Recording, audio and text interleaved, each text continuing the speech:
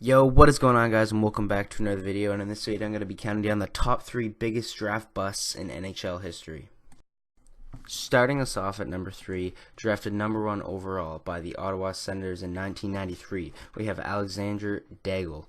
He was supposed to be the next big French Canadian NHL superstar. He was like very hyped up when he was coming into the league. He was supposed to be just unbelievable.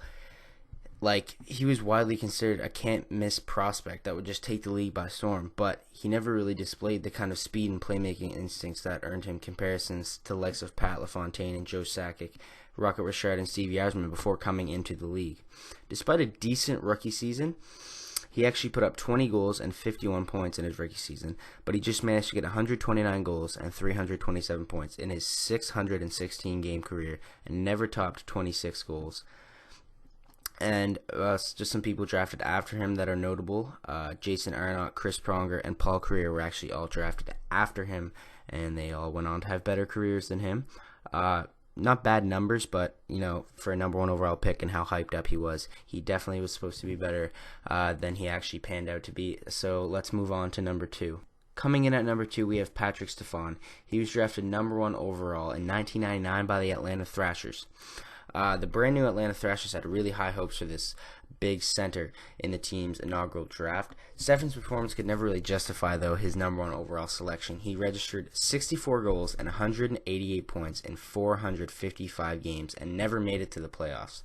His final season of his career was spent in Dallas, where he delivered one of the most embarrassing moments of all time, and I'm going to play that clip for you guys right now. Stefan steals it. He's got an empty net and a gimme. Oh, and he missed the net. He fell down, and with 8 seconds left, here come the Oilers. Sikora to Ryan Smith. In front to Hemsky. He scores. So, yeah, not really the best thing to be remembered for as a number 1 overall pick in the NHL draft. But now, let's move on and see who was number 1. Now, coming in at number 1, a lot of you might have guessed this, but Rick DiPietro. It's debatable on if he is the worst. Some may argue that he's not the biggest bust in league history, but there's no doubt that he certainly was the most expensive one. The confident goaltender was plagued by injuries in the prime of his career, such as a knee injury, a groin injury, hip, concussions, and even a knockout punch in a fight, but showed just enough promise to ink that famous 15-year, $67.5 million contract. What in the fuck for this guy? The promise never really panned out, and the Islanders finally bought him out in 2013.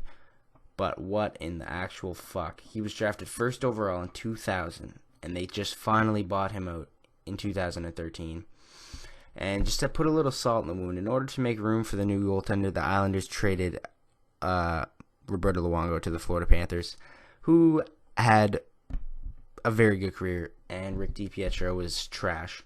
So that is pretty big bust there for the New York Islanders, and it sucks. Maybe he would have been good if he wasn't plagued by so many injuries, but I don't think so. But yeah, Rick DiPietro was number 1. So I hope you guys enjoyed this video. I thought it'd be fun to make. Let me know if you guys think I missed anyone. There's obviously debatable on who's number 1, but I just made this list on what I researched. And yeah, guys, I hope you enjoyed. Make sure to like, comment, and subscribe, and I'll see you in the next video. Peace.